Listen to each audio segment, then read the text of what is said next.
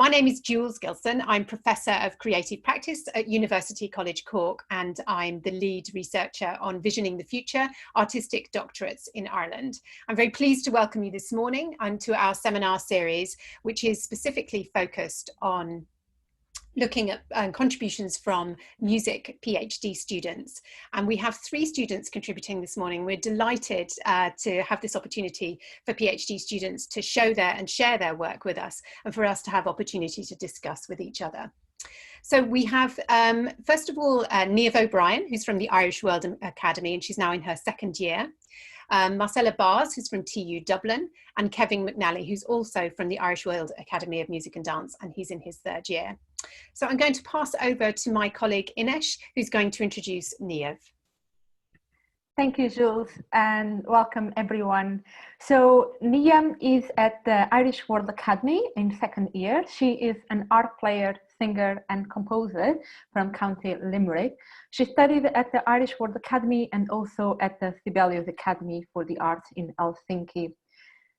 Since she graduated, she recorded and performed across Europe and the USA with various groups, including the Chieftains, Antara, Ali McCormack, and also the traditional contemporary trio Hoodman Blind.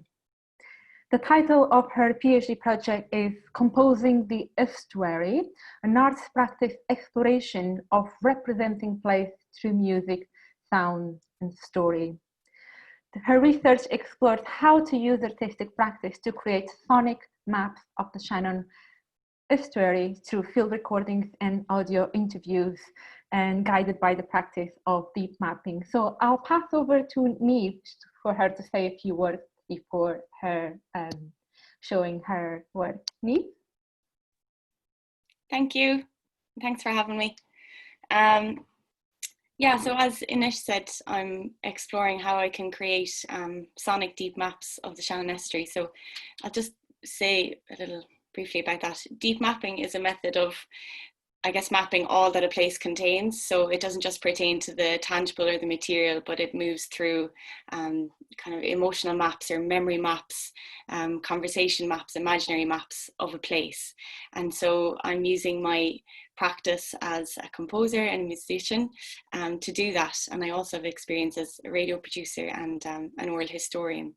So at the moment, I'm making a number of estuary sketches to kind of map out what the sounds and stories are on the estuary, and what's the kind of palette of sounds and musical ideas that I might use in my final performances. So the sketch that you'll hear today involves me moving through a number of layers in this kind of sonic deep map. The first is me telling the mythological story of the Shannon and of the goddess Shona. The second layer is a conversation I had with my niece on the estuary banks one day. The third layer is from an oral history archive from Limerick County Council. They have an archive on the Shannon fisheries. And then there's a kind of music layer of a tune I wrote called Out in the Tide. So in this piece, I'm experimenting with how I can move through these different layers of a place and if I can make them converse with one another. And I'm also experimenting with how much I can pull apart these narratives and how comfortable or uncomfortable that is as an editor. So I'll share my screen now. If you have headphones, it might be a more immersive experience.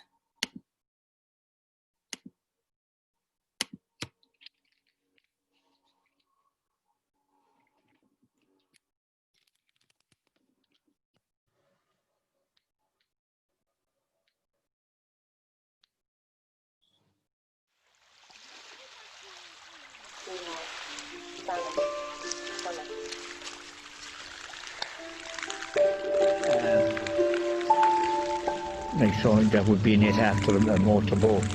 Okay. But we enjoyed it while the clock was on.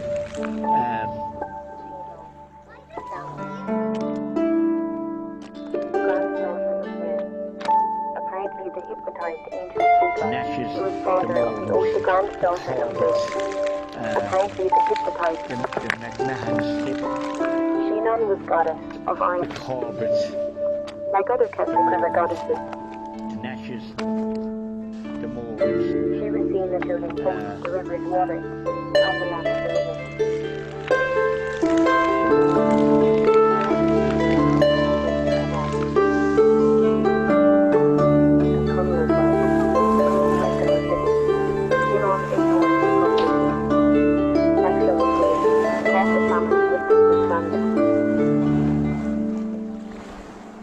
But salmon was very plentiful that time, not like now. See, the river was cleaned in 1956, and since then, I'd say a lot of the spawning grounds were ruined. See, if the fish don't go out, they can't come back. Aeroplanes shoot off and come back. Fine salmon, like, you know. Yeah. So, but for a long number of years now, there's nothing has happened here. Right. I don't think there's any salmon in the river now, really. Although often interpreted as a cautionary tale, warning women against seeking wisdom, Shinon's story can also be seen as a creation myth, in which she sacrifices herself to establish the land's fertility. A minor story told of Shinon claims that the hero Fionn McCool was set upon by several fierce warriors at Ballyleague, near the northern end of the Great Loch Ree. Almost overcome by the number of opponents, Fionn was rescued by Shinon, who arrived with a magical stone that, when Fionn threw it, killed all his enemies at once. Fearful of the power of Shinon's stone, Fionn threw it into the river, where it remains hidden in a low ford. Should a woman named Bé Huana ever find it, it would indicate the world's end is near. Wait, is this one of the treasures or something? Dig that up. It's a very rare and blue pancake. You think that's it? I think it's a magic pancake. Magical is rice. You can keep it along you. They're very powerful. Okay? And try not to eat it. Oh yeah, you have to eat it, because then you'll be so magical.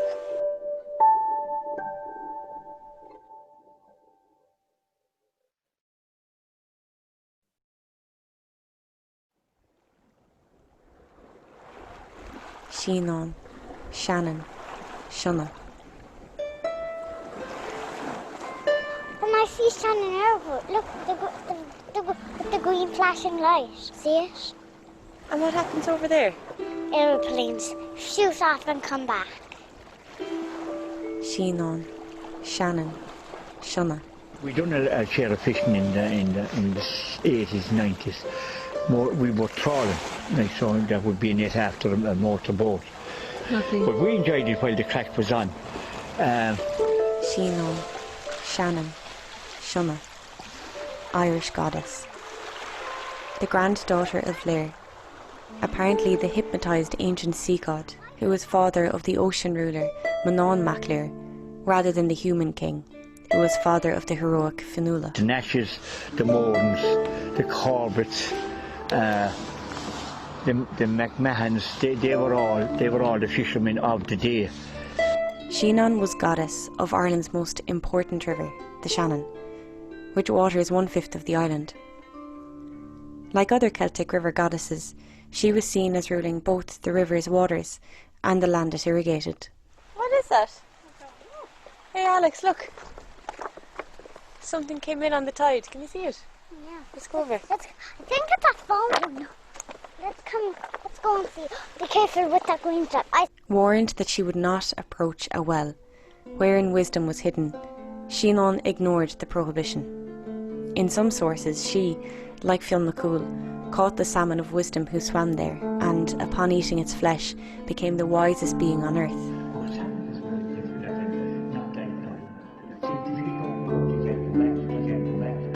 Aeroplanes shoot off and come back. I remember he had the thing in my trousers one day and he tore the thing right down to the end. I don't think it's very with me. Doesn't happen again. Look at my waves. The river can never return to the limiting confines of the well. They were fishing during the war and sending the fish to. The well broke forth from its bounds in a great flood, drowning Shinon as it carried her to the sea.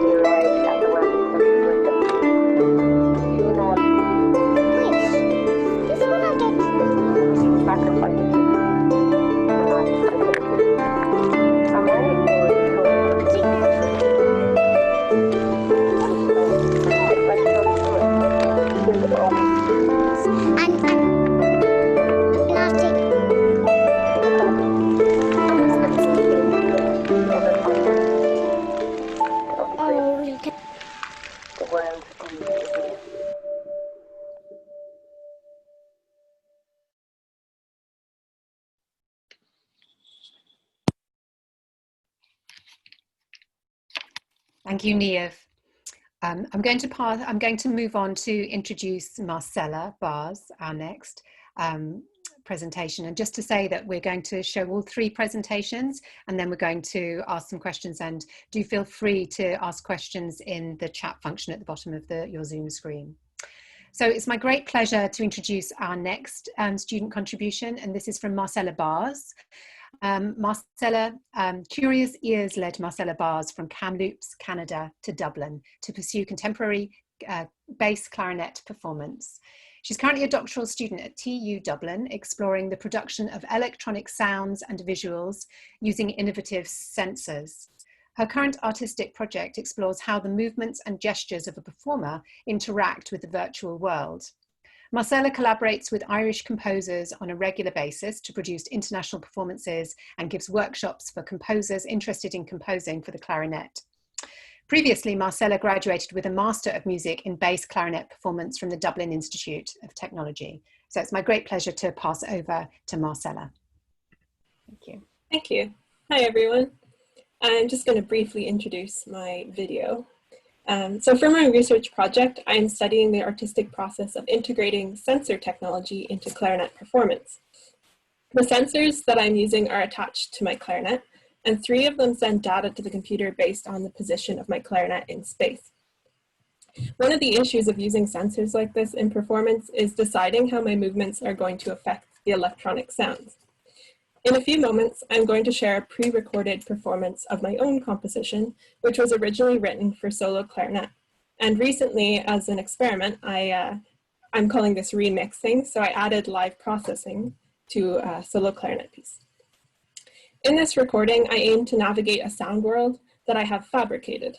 For aesthetical reasons, I have chosen to avoid making deliberate and pre-planned physical movements in order to control the electronic sounds. Instead, I try to move in a natural way while still exploring the sound world that I have created. So please enjoy this recording of Dremoa Muira.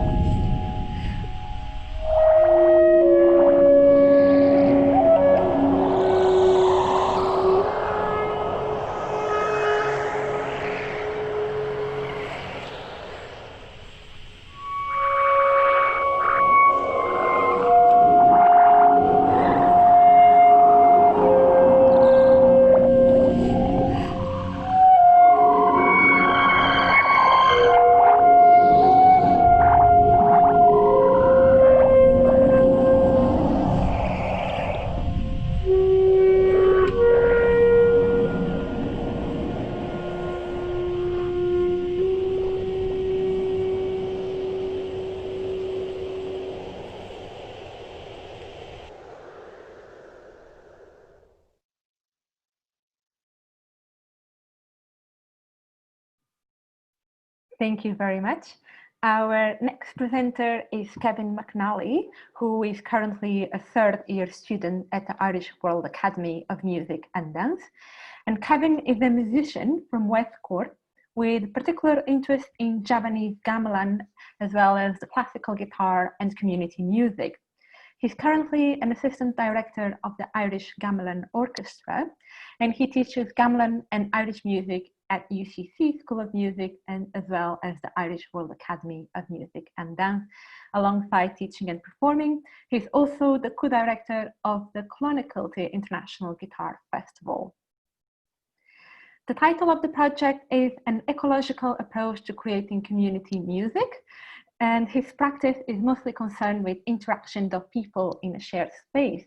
Well, obviously the COVID-19 brought some challenges into that, and he has been recently thinking about how is it possible to create work for the gamelan which will respect the vibrant materiality of the instruments, the absence of the players, and the overall aims of his PhD research.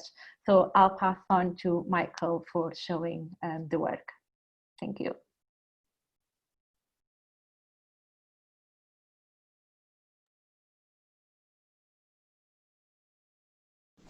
Hello, my name is Kevin Mcnally. I'm a PhD student at the Irish World Academy of Music and Dance, and my research is based on a few assumptions, each of which zooms a bit closer into my practice. So first is that we need to have new ways of thinking about mitigating the effects of global warming, ways that are far more emplaced and more embodied than the ones that are currently dominant. Secondly, that knowing place through sound provides us with an improved way of understanding our relationship to the world. And finally, that the tuning in that happens via musical interaction is in fact a model for the kind of ecological awareness that's key to this new way of thinking. So my question is, can I apply this approach to the community music setting? And what effect does that have on my creative practice, and what effect does it have on the participants? My practice is based in West Cork with a Javanese gamelan orchestra, an orchestra of tune percussion. Now obviously all of this is impossible now, what you're seeing, and what I'm outlining today is how I have drastically altered my practice to make what was a communal effort into a solo one that hopefully still addresses the key research concerns. As a form of acoustic knowledge, the gamelan is particularly good at embodying ideas to do with connection, interdependence and co-presence, and it does this through resonance, vibration and creating a space of mutual attunement. The perfect metaphor for the kind of enmeshed interconnectedness that characterizes our ecological existence. Without an entire orchestra to tune with, I have focused on a single instrument, the large gong. To me, it is not just an inert lump of metal, but it contains within it a complex matrix of possible sounds. We usually access it in one way, by striking it with a mallet, but now the gong cannot fulfill its usual function, and indeed we can't even touch it. But it still listens, and we're still connected through sound. So the example I've recorded is a tiny fragment in which I start off playing the guitar via transducer into the gong, which essentially becomes a speaker, except that the gong, being a handmade instrument, has its own vagaries of pitch and its own will. It will sustain certain tones while suppressing others and react wildly to yet others again. So the guitar, the gong and the microphones form an unstable feedback loop. This combination of microphones and transducer allows the listener to step inside the expanded acoustic world of a single gong. There are no effects in the chain. Every element of the cycle affects every other, and there's no way of predicting what consequence will eventually arise from any sonic gesture.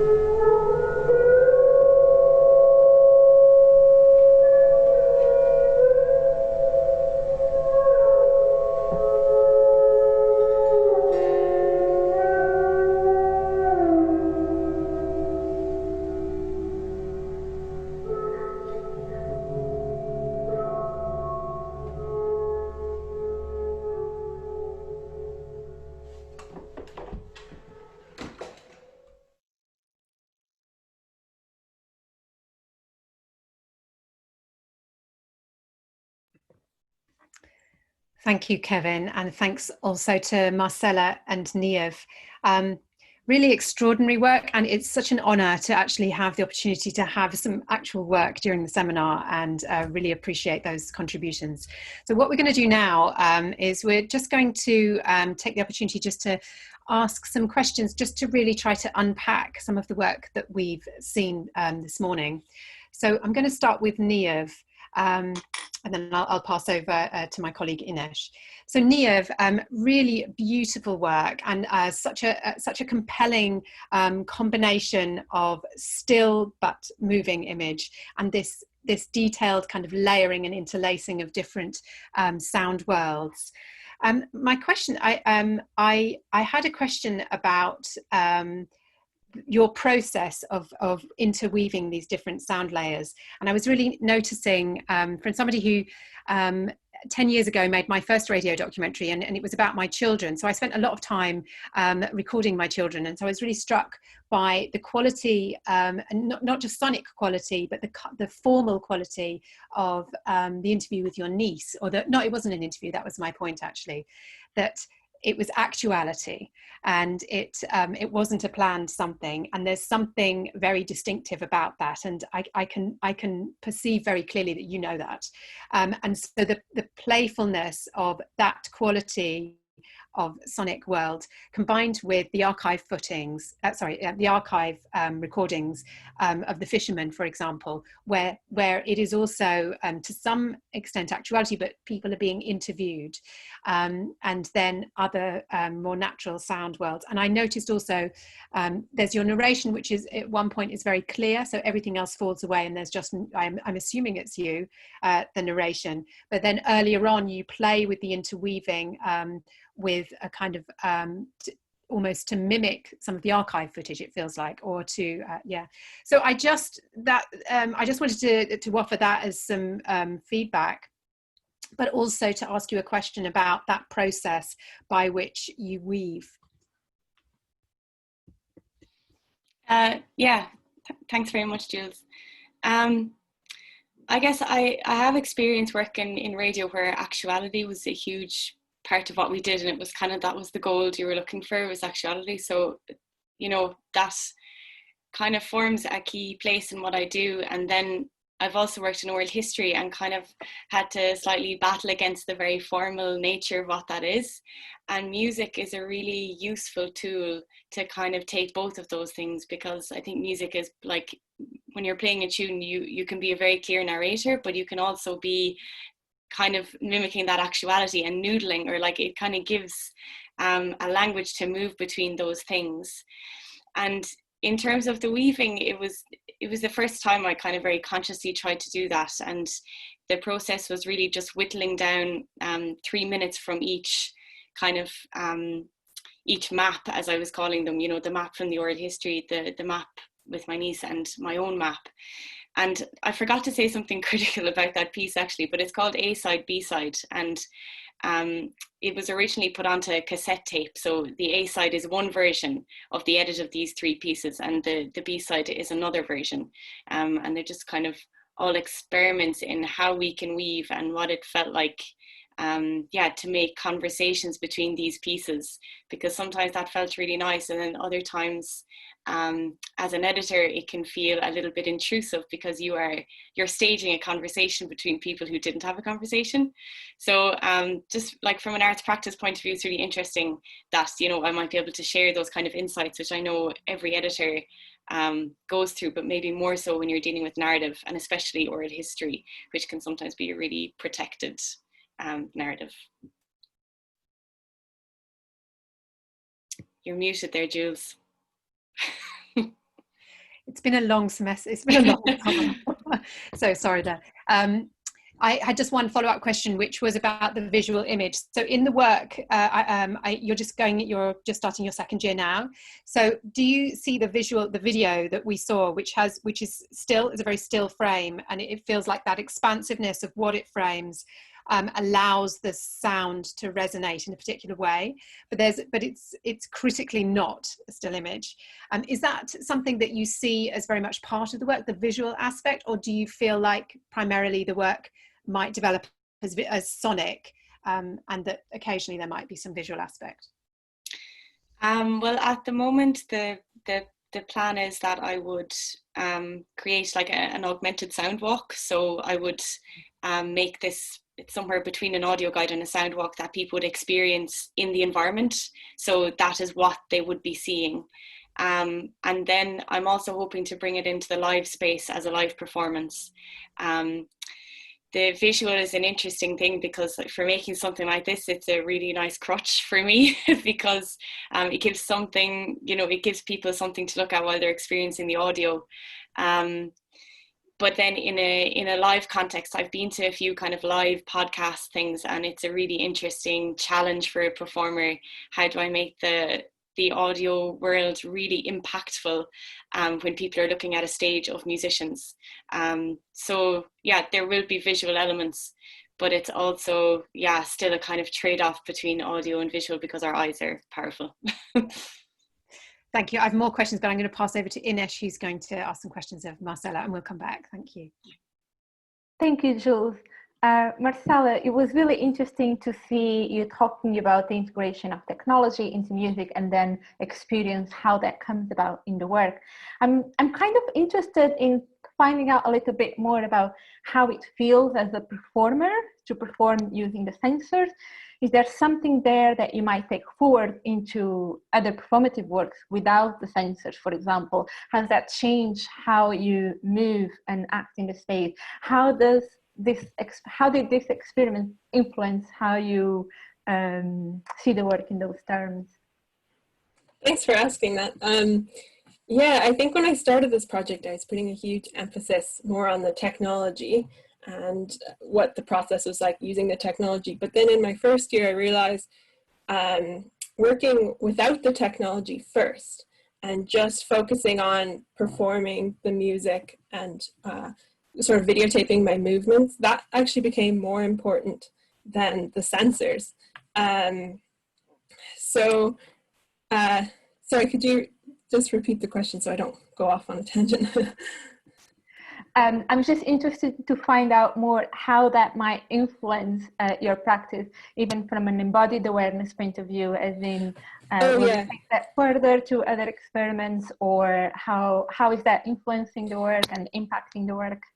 Yeah, so the movement has become a huge part of my practice now. So before, I should just say my background is in classical music, and then I sort of moved into contemporary music, and movement was never really a huge consideration for me until I started this project. So then I started videotaping myself, and then I realized actually I move really differently depending on like what kind of intention I have. So my supervisor and I started this little experiment where he would give me like a prompt, like say happy or something, and I would try to perform with that intention, and then he would say something totally different, like perform with the intention of scary or something, and so then I'd perform like that, and we'd videotape it, and then I'd watch back the video clips, and I would realize that the way I move has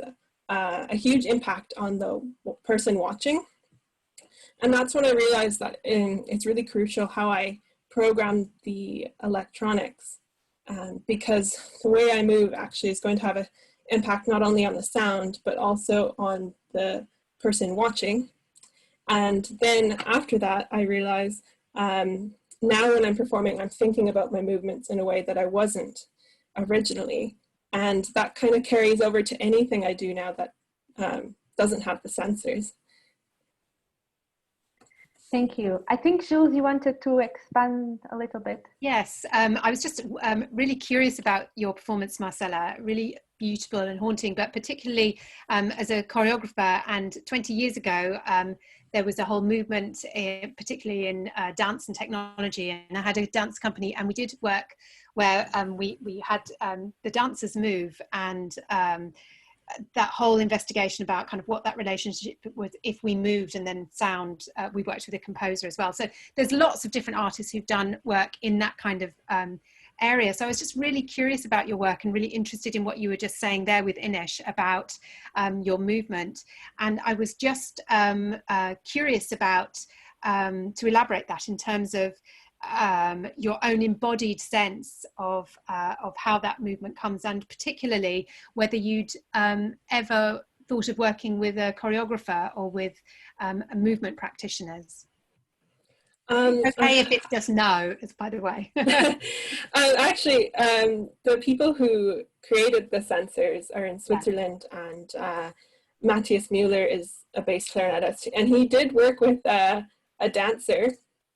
And I think I seem to remember I went to his performance. He performed with the bass clarinet and he was moving as well. And then the dancer had a sensor as well. So that was really interesting to see, but I think it might be too far away from the core of my project for me to do, but it would be something I'd consider in the future. But what I was kind of going for is trying to use my sort of natural movements in performance to affect the sounds, rather than kind of choreographing movements that will definitely affect a certain sound. Yeah, that's really interesting. I've always been struck by the way that musicians move in particular context, and it must be interesting for you to notice how you did that before you had sensors and how that's affected from the sensors now. So I'm just noticing time is going on though, so we should probably move on to Kevin. Thank you. Okay, Kevin, thank you so much for your presentation. I was so interested in what I was interested. My response to watching your presentation was a feeling of mournfulness, because you showed this beautiful videos of what the community gamelan and people playing this incredible instrument together as a group of people, and then this footage of you alone. And it wasn't simple, like it wasn't just a simple sense of that, but I was so curious about what you said about not being able to touch the gong. And I'd love you to expand on that. But also the way that it's wired and you have a transducer, and this sense of what I perceived as a kind of mournfulness, or a kind of sense of a palpable sense of the community not being there and you being alone with this complex instrument, and that what that means in terms of this shift of practice. And these are things, of course, we're all dealing with in different ways: the loss of touch, the loss of community, the loss of connection. And am I, does any of that resonate with you, or am I reading something different to how you experience the work as you now are exploring it? No, you're picking up all right on it there, because I mean, my practice up to March was, you know, like I don't consider myself an instrumentalist in a way. Like the space is my instrument, you know, like, and its facilitation is what I do rather than play any instrument. So when all that went away, it really did like decimate my entire practice. Like pretty much everything about my practice was now impossible from March. So there is, and I wanted to get that across in what I'm doing now. So like I spent the summer just trying to rack my brains of like, how am I going to make anything relevant that can sort of speak to this, or still kind of explore the topics. So the thing about touching is like, there's a couple of layers to it. So when we play together with the orchestra, with the community group, you know, everyone's handling the same mallets, but you also touch the instruments. You know, you play the instruments with your hands, but you also touch them to dampen the resonance with your hands. It's a big part of the playing. So there's a real tactile element to it, and the instruments themselves are really beautiful. So people like touching them. And now, like a few weeks ago, we literally had to pack everything down and cover it with like tablecloths so that it could be disinfected, you know, so it's not even visible. And what I did was I took some of the instruments from the room where we practice, and I brought them home, and it's now, there's like half a gamelan in our spare bedroom, which is not unusual, but it's really, I mean, I feel personally really sorry for the instruments because they're separated. So I've built up that kind of relationship with the instruments over the years. So there is a mournful quality to just, a gong on its own, just there, without its partners. But the other element of touching is like is the idea of sound. Murray Schafer talks, it's called listening, touching at a distance, because sound physically it's like touching each other through our ears and whatever. And the transducer, the little thing, if people don't know, it's what makes a speaker speak. It just vibrates. You can't hear it on its own until it touches another surface. So there's a transducer touching the surface of the gong, and it's turning the sound wave. So the guitar, like, essentially, you could call it the gong is speaking the guitar notes or something, So they're kind of touching each other that way. But I think it's only natural, given all that how I approach the making the work then emotionally is from a place of absence, really, and that's what's coming out, I think. In fact, the music that I was playing is based on Port Nabucco. It's kind of an improvised version of Port Nabucco, which is like a tune supposedly from like the funeral procession from the other world, So there's a lot of that going on, consciously and unconsciously. Yeah. Thank you, Kevin. Sad times. I want to move on now, if we can. I would encourage our audience, we're an intimate audience today, so I would really encourage you to ask questions if you do have any. But what I'd like to do now is, I think we'll ask all three candidates together, just if there's anything that you wanted to say about how this part of your PhD is sitting with other elements. Now that could be critical writing, but it may be there are other elements to your PhD as well, and where you're at with that. I know some of you are third years and you're in different places, but did any of you have any thoughts that you might want to share with us about that? Hi, Marcella. Sure, I'll go. So I actually had my confirmation exam in May. So for that, I submitted about 4 chapters of my thesis. So I've gotten a good start on my writing so far. And the approach I'm trying to take is a little bit of autoethnography, which is very new to me. So I'm trying to incorporate some sort of memories or reflections from my practice as kind of like a narrative thought process in my thesis. So that's what I'm trying to do with the written aspect, but I find it quite challenging actually to write about these things. Okay. Could you say a little bit more? You said you got your confirmation. Was that to confirm that because protocols are different in different universities? Could you explain a little bit more about exactly what that is? Yeah, okay, so for TU Dublin, I'm doing the Doctorate of Music, and I'm actually the first one on the program, so I'm the guinea pig. And about halfway through, you're supposed to have this confirmation exam, and it confirms that you're at the doctorate level, basically. So for that, I was supposed to do a performance, but of course, because of the lockdown, I ended up submitting my run-through as my performance, and those were just recordings. And then I had to do an oral presentation for the examiner, and then I had to answer a bunch of questions, and I received some really helpful feedback and comments. Okay, that sounds like a mini Viva. Yeah. Okay. Thank you. Ines. So we've got some questions from the audience. So I think one question for all three of you is whether you could share some reflections on your choice of methodologies. Would any of you would like to comment on your choice of methods? Perhaps we could tempt Niamh or Kevin to.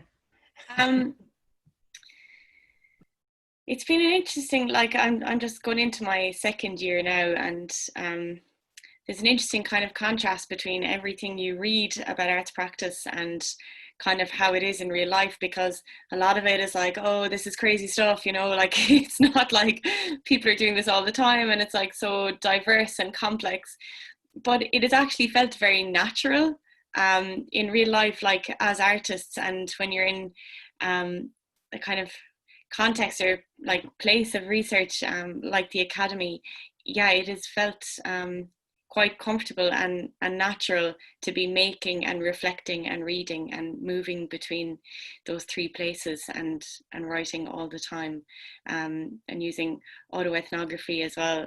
It's definitely new, but it's also not totally unfamiliar, I think, to the mind or world of an artist.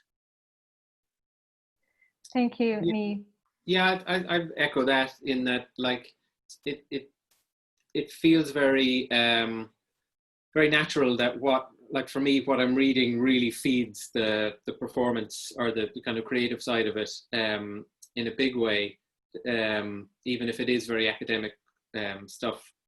But also, like, in terms of methodologies, like, I've used a lot of interviews and group, like focus group. I started doing that with the community group that I was working with, and I found that even though the group itself don't meet or can't meet now, that the sort of the information and from those were really helpful in kind of guiding the artistic side of things as well, making some decisions about what you know, what particular instruments to work with. For example, the gong, you know, always comes up in interviews as an instrument that the people who play are particularly drawn towards. So without those focus groups, I probably wouldn't. Maybe I would, maybe I wouldn't. But I knew that made that artistic decision a lot clearer. Thank you, Kevin. There's also another question which we already touched upon a little bit, in terms of how the practice is constrained and also focused by the research question. And I guess what I would like to throw into here as well is how that might have also brought challenges throughout the PhD process, in terms of the artistic practice, the theoretical writing, how the writings inform or not the practice, and how then the practice becomes focused through the research question. So would any of you like to expand a little bit on that?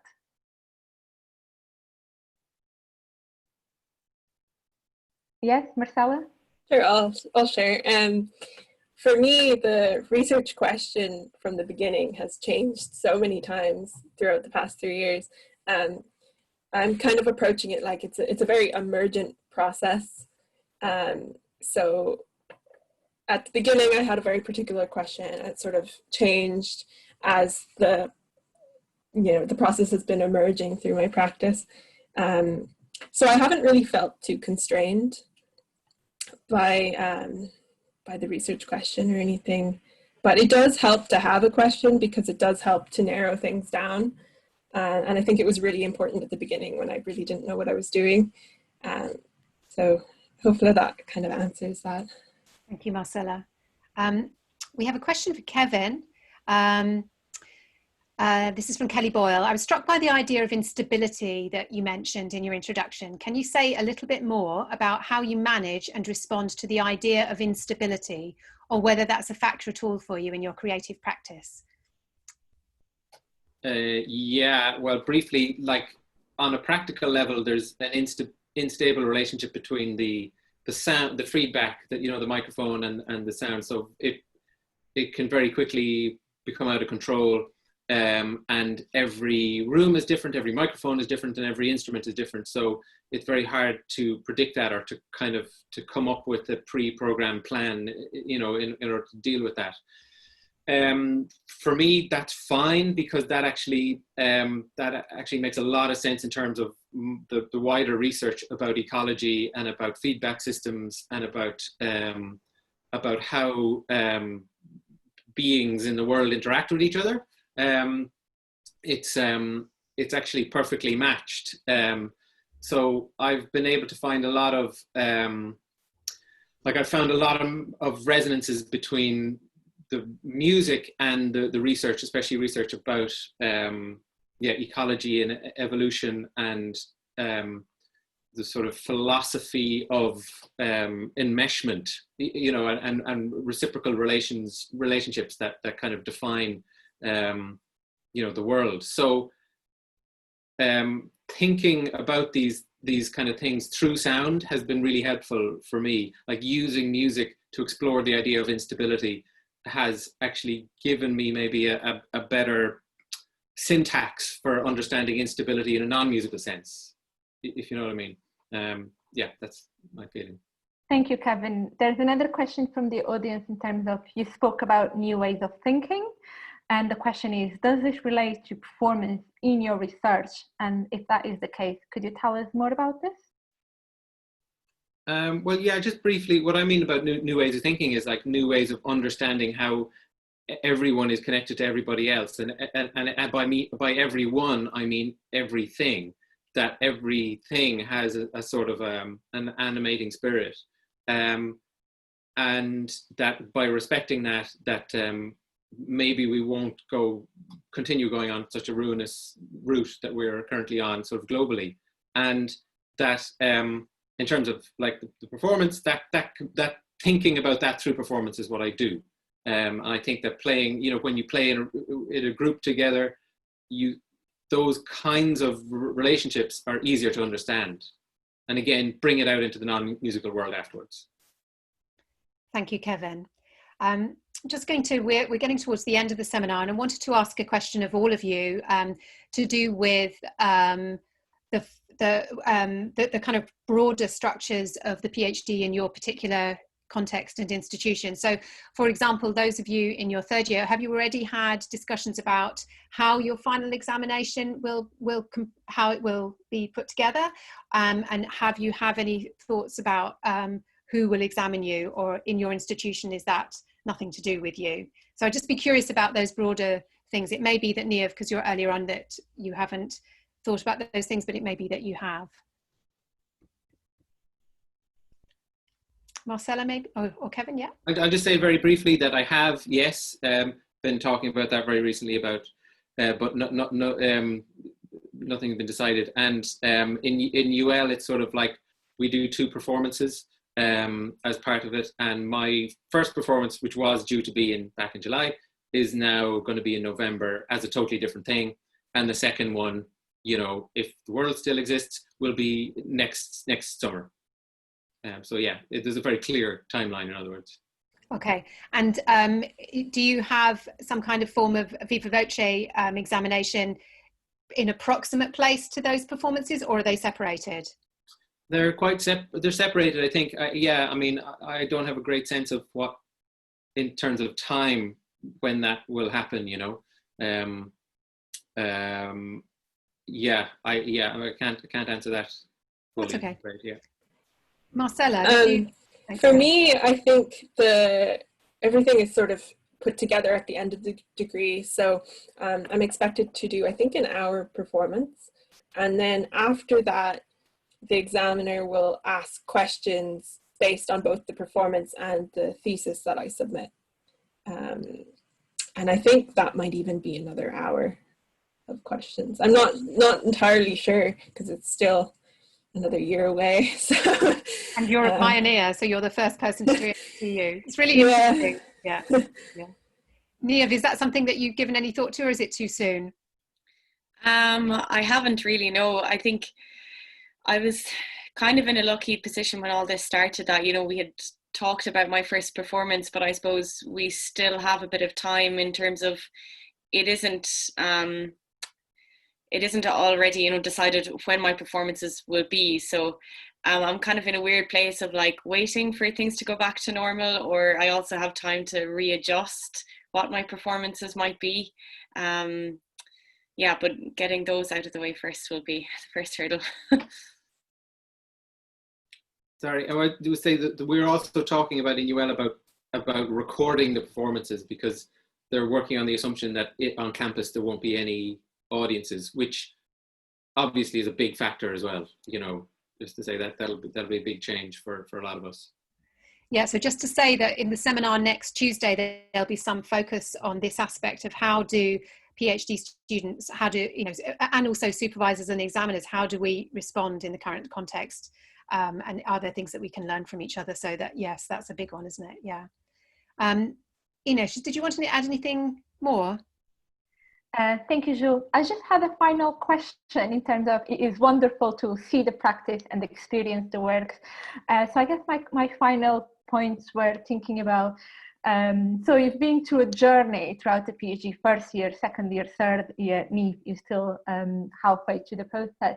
So I'm wondering, in terms of practice, what has been useful for you, either at different stages or in terms of developing the practice, or what are there things that were really useful or particularly important in developing your practice? Marcella?